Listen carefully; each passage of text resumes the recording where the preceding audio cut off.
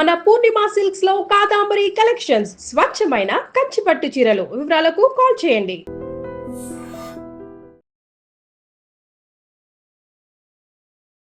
I dream ప్రేక్షకులకు నమస్తే, నేను ఉదయశ్రీ. ఈ వీడియో మస్ట్గా ఎవరైతే పిల్లలు హాస్టల్స్లో ఉంటున్నారో హాస్టల్స్కి పంపించే ముందు వాళ్ళ పేరెంట్స్ అండ్ పిల్లలు తప్పక కూడా వాచ్ చేయండి. ఎందుకంటే ప్రజెంట్ జరుగుతున్న సంఘటనలు చూస్తూ ఉంటే చాలా బాధాకరం. వాళ్ళు పేరెంట్స్కి ఫ్యామిలీకి దూరంగా ఉంటారు, సో ఫ్రెండ్స్తో ఉంటారు. అలాంటప్పుడు ఫ్రెండ్స్తో ఏ విధంగా ఉండాలి అండ్ వాళ్ళకి ఎడ్యుకేషన్లో ఏమైనా ప్రాబ్లమ్స్ వచ్చినప్పుడు వాటిని ఎలా ఫేస్ చేయాలి అండ్ ఆ పిల్లల పట్ల వాళ్ళ పేరెంట్స్ ఎలాంటి శ్రద్ధ వహించాలి అనే దానికి సంబంధించి మనకు తెలియజేయడానికి మనతో ఉన్నారు motivational speaker, language trainer and public speaker Vijaya Bangaru garu. మాట్లాడదాం. నమస్తే అమ్మా. నమస్తే ఉదయశ్రీ గారు. సో చాలా ఇంట్రెస్టింగ్ టాపిక్ అండి ఇది. ఎందుకంటే ఇప్పుడు ప్రతిరోజు ఎవ్రీడే మనం పేపర్ ఓపెన్ చేస్తే చాలు దాంట్లో ఇక్కడ ఈ పిల్లలు సూసైడ్ చేసుకున్నారు, మార్క్స్ తక్కువ వచ్చాయని సూసైడ్ చేసుకున్నారు, లేదంటే ఇంకా వేరే డిప్రెషన్స్కి వెళ్ళిపోవడం. అసలు హాస్టల్కి పంపించే ముందు పిల్లల్ని తల్లిదండ్రులు ఎలాంటి జాగ్రత్తలు తీసుకోవాలి, వాళ్ళు ఫస్ట్ చూసుకోవాల్సిన విషయాలు ఏంటి? ఫస్ట్ ఆఫ్ ఆల్ హాస్టల్కు పంపాలా వద్దా, ఇది అవసరమా అనేది కూడా చాలా ఇంపార్టెంట్ అండి. పక్కన వాళ్ళ పిల్లలు హాస్టల్లో ఉండి చదువుకుంటున్నారు అనేసి అక్కడ వాళ్ళు ఉండే దగ్గర ఒక మంచి కాలేజ్ ఉన్నా, మంచి స్కూల్స్ ఉన్నా కూడా ప్రెస్టేజ్ ఇష్యూగా చాలామంది పేరెంట్స్ ఏం చేస్తుంటే సిటీకి వెళ్తే బాగా చదువుకుంటున్నారు అనేది అని కూడా పంపిస్తున్నారు. First of all first preference ఏంటి, నా పిల్లలు నా దగ్గర ఉంటే సేఫ్, నా దగ్గర ఉంటే డిసిప్లిన్గా ఉంటారు అనేది కూడా పేరెంట్స్ తెలుసుకోవాలి. ఆ పిల్లలు చెప్తారు చాలామంది, అమ్మ మాకు ఇక్కడే ఉంది కదమ్మా, నేను హాస్టల్లో ఉండలేను, ఆ సిటీలో ఉండను, ఇక్కడ చదువుకుంటే లేదు నువ్వు అక్కడికి వెళ్తే ఇంకా బాగా చదువుకుంటావు అనేసి పంపిస్తున్నారు. సో ఫస్ట్ ఆఫ్ ఆల్ వాళ్ళు తెలుసుకోవాల్సింది పేరెంట్స్ ఏంటంటే, నా పిల్లలు ఇక్కడ ఉంటే నా కళ్ళ ముందే ఉంటారు కాబట్టి డిసిప్లిన్గా ఉంటారు, ఇక్కడ ఉండి చదువుకోగలరా అనేది కూడా ఫస్ట్ ఆప్షన్. లేదు, సెకండ్ ఆప్షన్ మీరు చెప్పినట్టుగా కంపల్సరీగా హాస్టల్లోనే ఉండాలి, వీళ్ళు అక్కడే చదువుకోవాలి. సో కాబట్టి ఇక్కడ మనం ఉండే ఊర్లో ఇలాంటి మంచి కాలేజ్ లేదు, లేకపోతే ఇంత మంచి స్కూల్ లేదు, లేదంటే ఇంకా ఉద్యోగాలు వస్తే మీకు తెలిసినట్టుగా పీజీలలో ఉంటున్నారు. కాబట్టి ఈ సెకండ్ ఆప్షన్ ఏంటంటే కంపల్సరీ పరిస్థితుల్లో, తప్పనిసరి పరిస్థితుల్లో నా పిల్లలను నేను హాస్టల్లోనే ఉంచాలి అని అనుకున్నప్పుడు మాత్రం ప్రతి ఒక్క తల్లిదండ్రి చాలా పిల్లలకు, మరి ముఖ్యంగా ఆడపిల్లలని ఎందుకు చెప్తున్నామంటే ఉదయశ్రీ, నేను మళ్ళీ మీకు ఇంతకుముందు చెప్పాను, ముళ్ళు వచ్చి అరిటాకు మీద పడ్డా, అరిటాకు వచ్చి ముళ్ళు మీద పడ్డా, అరిటాకే దెబ్బతింటుంది, ముళ్ళు మీకు అలాగే ఉంటుంది షార్ప్గా, దానికి ఎటువంటి ఎఫెక్ట్ ఉంటుంది. కాబట్టి ఈ నేచరే, భగవంతుడే ఆడపిల్లలను ఇలా పుట్టించాడు. కాబట్టి సో మన చుట్టూ రక్షణ కవచం ఎలా వేసుకుంటామో అలా మన చుట్టూ మనము ఒక ఫెన్సింగ్ పెట్టుకోవడం బాధ్యత ఎవరిదంటే ఆడపిల్లలదే. కాబట్టి ఆడపిల్లలే ఎందుకు జాగ్రత్తగా ఉండాలి అని అంటున్నామంటే, ఎస్, ఏదైనా కూడా ఎఫెక్ట్ అయ్యేది ఆడపిల్లలు. కాబట్టి తల్లిదండ్రులు కంపల్సరీగా వెళ్ళేటప్పుడు అసలు పరిస్థితులు ఏంటి, హాస్టల్ ఎలా ఉంటుంది, నువ్వు అక్కడికి వెళ్ళిన తర్వాత నీ లిమిట్స్ ఏంటి, నీ సెల్ఫ్ డిసిప్లిన్ ఏంటి, నువ్వు ఎవరితో ఏ విధంగా మాట్లాడాలి, ఎంతవరకు వాళ్ళకి చనువియ్యాలి, ఎంతవరకు వాళ్ళ మీద నువ్వు డిపెండ్ అవ్వాలి అనేది కంపల్సరీగా ప్రతి తల్లి ప్రతి తండ్రి పిల్లలకు చెప్పాలి. పిల్లలు కూడా అదే బాధ్యతతో ఉండాలి. ఫిజికల్లీ మెంటల్లీ కూడా చాలా స్ట్రాంగ్గా ఉండాలి. ఏదైనా సరే, ఇప్పుడు నువ్వు ఊర్లో ఉన్నట్టు మీ అమ్మ దగ్గర ఉన్నట్టు ఉండలేవు. అక్కడికి వెళ్ళిన తర్వాత నీ హాస్టల్లో నువ్వు బాగా ఉన్నా నీ పక్కన ఉండే వాళ్ళు బాగా ఉండకపోవచ్చు. నేను డిసిప్లిన్గా ఉంటానన్నా, ఏం చదువుకుంటావు, ఏం వెళ్తావు స్కూల్కి, ఈరోజు కాలేజ్కి వెళ్తే పద సినిమాకి వెళ్దాము అని అనేవాళ్ళు కూడా ఉంటారు. కాబట్టి నిర్ణయం తీసుకోవాల్సింది నువ్వే. ఇన్ని రోజులు నువ్వు ఏం చేస్తున్నావు, ఒక ఆకుచాటు పిందెలాగా తండ్రి దగ్గర ఉన్నావు కాబట్టి ఏదైనా కూడా వాళ్ళు చూసుకున్నారు. ఇప్పుడు ఏంటి, నువ్వే డెసిషన్ తీసుకోవాలి. రేపు మంచి అయినా చెడైనా నీవే బాధ్యత. కాబట్టి ఇది చెయ్యాలా చెయ్యొద్దా, దీనివల్ల నేను బాగుపడతానా చెడిపోతానన్నది నువ్వు నిర్ణయించుకోవాల్సిందే. దీనికి ఎవ్వరు బాధ్యులు కాదు. చాలామంది ఆడపిల్లలు ఉదయశ్రీ నేను చూశాను, తల్లిదండ్రులు వస్తారు పాపం చాలా బాధ్యతగా, ఏదో ఉన్నదో లేదో వాళ్ళు అమ్మేసుకొని అప్పులు చేసుకొని, నా కూతురు కాలేజీలో చదువుకుంటే, హాస్టల్లో ఉంటే, సిటీలో ఉంటే బాగుపడుతుందని ఆశతో తీసుకొని వచ్చిన తర్వాత వీళ్ళు కొన్ని రోజులు బాగానే ఉంటారండి. దాని తర్వాత ఈ సిటీ వాతావరణానికి అలవాటు పడిపోయి ఇండివిజువల్గా డెసిషన్ తీసుకొని తల్లిదండ్రులు ఏ హాస్టల్లో ఉంచారో ఆ హాస్టల్ వదిలేసి వాళ్ళకి ఇష్టం వచ్చినట్టు వెళ్ళిపోతున్నారు. ఎక్కడుంటున్నారో కూడా తెలియదు. చాలామంది తల్లిదండ్రులు ఉదయశ్రీ నేను చెప్తున్నాను, చాలా బాధేస్తుంది. నాకు దగ్గరికి చాలామంది వస్తారు, అమ్మ ఎక్కడున్నారో తెలియదు నా పిల్లలు, ఫోన్ చేస్తే తీయరు, ఒకవేళ తీసినా నేను బిజీగా ఉన్న తర్వాత చేయమంటారు. ఓన్లీ డబ్బులు పంపాల్సినప్పుడు మాత్రమే ఫోన్ చేసి ఇదిగో ఈ రోజు డబ్బులు నువ్వు కంపల్సరీగా పంపించాలంటారు. మిగతాదంతా మమ్మల్ని ఏం బాధ్యత లేకుండా చేస్తున్నారేమో, నా పిల్లలు ఏమైపోతున్నారో మాకు తెలియట్లేదని చాలామంది బాధపడుతున్నారండి. అంటే మీరు అంటే అంటున్నారుగా కొంతమంది ఆడపిల్లలే, మళ్ళీ మాట్లాడుతున్నా, కొంతమంది నిజంగా చాలా బాధ్యతగా ఎందుకు వచ్చామో నేను దేనికోసం హాస్టల్కి వచ్చాను, దేనికోసం సిటీలకు వచ్చాను అనేది వాళ్ళు మర్చిపోకుండా ప్రతి క్షణం వాళ్ళు గుర్తు చేసుకుని వాళ్ళ గోల్ ఏంటో వాళ్ళ టార్గెట్ రీచ్. కొంతమంది ఆడపిల్లలు మాత్రము ఈ అట్రాక్షన్స్కి అంతా లొంగిపోయి అంటే ఇన్ని రోజులు ఏమైందంటే తల్లి పక్కన ఉంటారు, తల్లిదండ్రులు డిసిప్లిన్ ఉంటుంది. ఇప్పుడు ఏంటంటే స్వేచ్ఛా జీవుల్లాగా ఒక బటర్ఫ్లై ఎలా ఎగురుతుందో అలా వచ్చేసిన తర్వాత వాళ్ళు ఇష్టం వచ్చినట్టుగా ఉంటారు.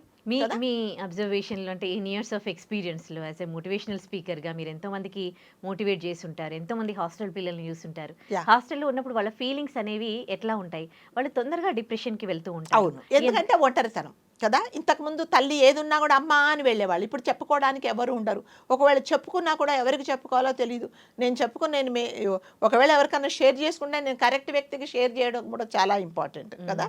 వీటన్నిటి వల్ల ఏంటంటే వాళ్ళకు ఒక అభద్రతా భావం ఉంటుంది అనమాట. నాకు ఎవరు లేరు, నేనేం చేయాలి.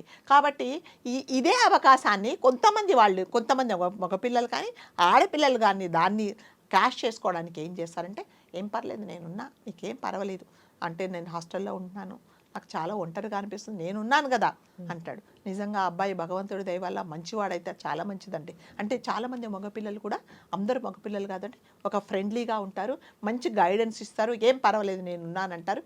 ఎటువంటి స్వార్థం లేకుండా హెల్ప్ చేసే మగపిల్లలు చాలామంది ఉన్నారు. మళ్ళీ కొంతమంది మగపిల్లలు ఏం చేస్తారంటే అదే అడ్వాంటేజ్గా తీసుకొని వాళ్ళు ఏం చేయాలో అవి చేస్తారు. దాని తర్వాత ఆ అమ్మాయిని వీళ్ళు చెప్పినట్టుగా వినేలాగా కూడా చేసుకుంటారనమాట.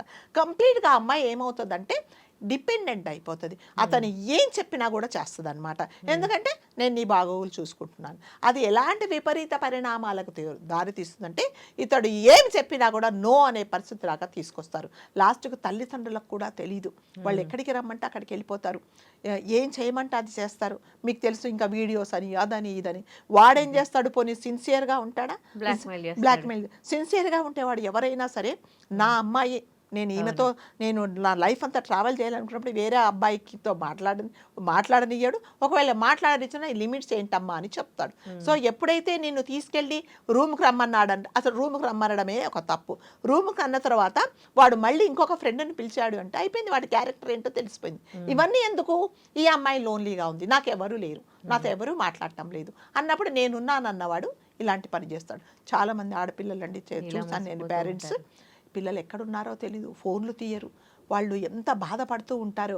మళ్ళీ నువ్వు ఫోన్ చేస్తే కూడా ఈ పిల్లలు మాట్లాడరు. ఎందుకు మాట్లాడంటే వీళ్ళు బిజీగా ఉంటారు, ఎక్కడుంటారో తెలియదు.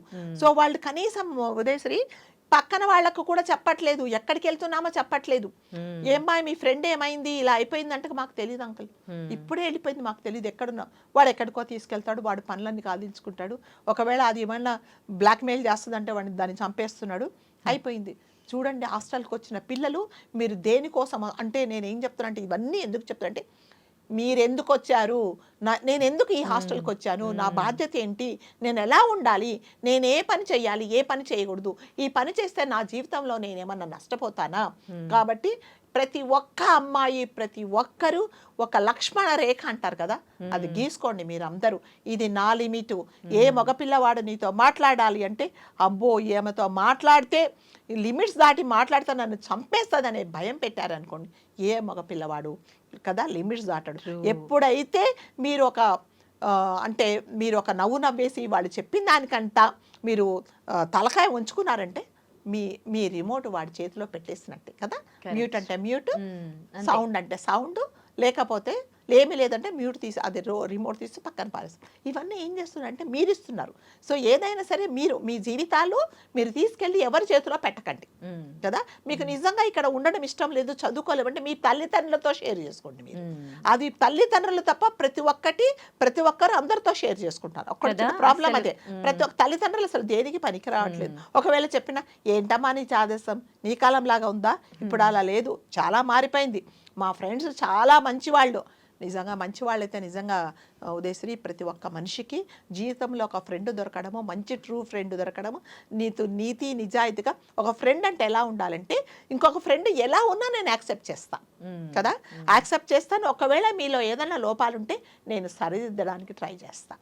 ఉదయశ్రీ ఇది కాదమ్మా పద్ధతి, ఇదిగో ఇలా మార్చుకో, ఎందుకంటే నేను ట్రూ ఫ్రెండ్షిప్ చేస్తున్నా. ఎప్పుడైతే నేను నీ మైనస్ పాయింట్స్ కూడా ప్లస్ పాయింట్ పర్లేదు భలా గట్టిగా అరిచావు ఎందుకమ్మా నువ్వు అంటే, పర్వాలేదు నువ్వు అలాగే అరవాలి అంటే నేను నిజంగా నీ ఫ్రెండ్షిప్ కాదు కదా, కాదమ్మా నువ్వు అలా కాదు, నీ కోపం వచ్చింది నువ్వు కంట్రోల్ చేసుకో, తర్వాత మాట్లాడుకుందామని చెప్పు, అది కదా పద్ధతి. ఒక చోట పనిచేసినప్పుడు నేను చెప్తే అదే నేను నిజంగా ట్రూ ఫ్రెండ్. ఫ్రెండ్షిప్ అంటే ఎలా ఉన్నా నేను యాక్సెప్ట్ చేస్తా.